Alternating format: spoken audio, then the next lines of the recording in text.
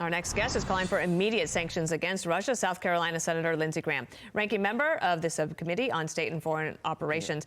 Senator, make your case. Why do you think we need to do the sanctions now? Tell us what we're doing is not working. The bottom line, Putin deserves to be sanctioned now. He's put over 100,000 troops on the Ukraine border. We're having to withdraw American citizens and government officials because of the provocation. He's destroying the Ukrainian economy. He's thrown the world in a ditch. Hit him now.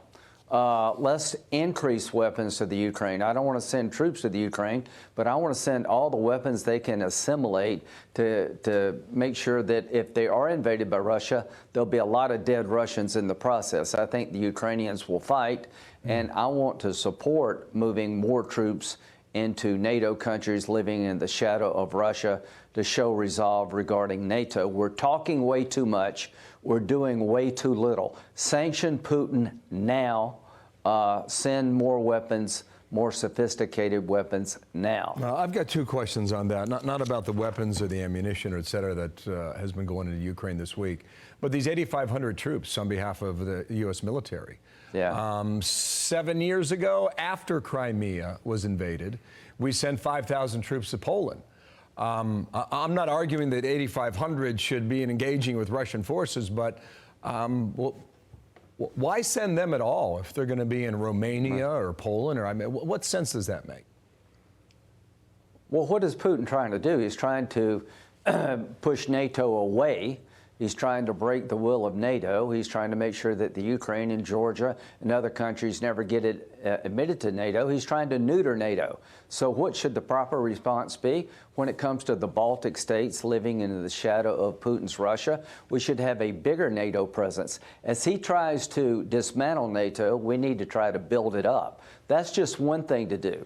The other thing to do is sanction him and his cronies now, make them pay a price for being so disruptive regarding the Ukraine and world order in general. And John Cornyn has a Lend-Lease bill that will allow weapons to flow to Ukraine in larger numbers and more sophisticated weapons to make the incursion into Ukraine by Russia more costly in terms of dead Russian soldiers. We need to do all those things now. Okay. The other question I had, you just listened to Jillian Turner's report about cyber attacks.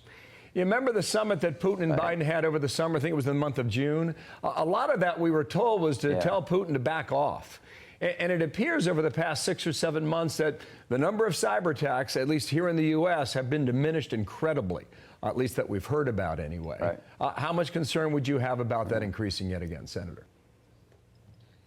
It'd be an act of war. If a foreign power blows up a power plant, I would consider that an act of war against the American people. If you shut down a power grid or water supply, that would be an act of war. Whether you use a bomb or cyber techniques, it's all the same consequence to us. So I'd put Putin on notice. If there's a cyber attack against critical American infrastructure, we're going to respond in kind. And you got to remember, the Russian economy is the size of Italy.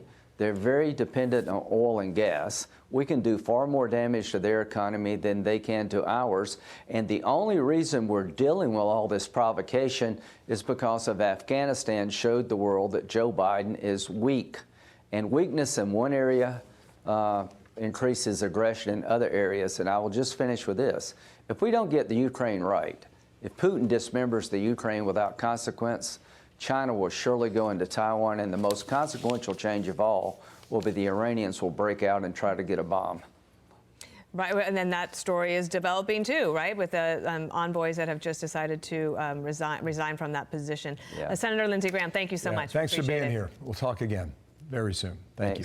Hi, everyone. I'm Brian Kilmeade. I want you to do me a favor. I want you to click to subscribe to the Fox News YouTube page. This is the only way that I know for sure that you're not going to miss any great commentary, any great news bites, any great interviews coming your way on Fox. You can get it all here on YouTube. So subscribe right now.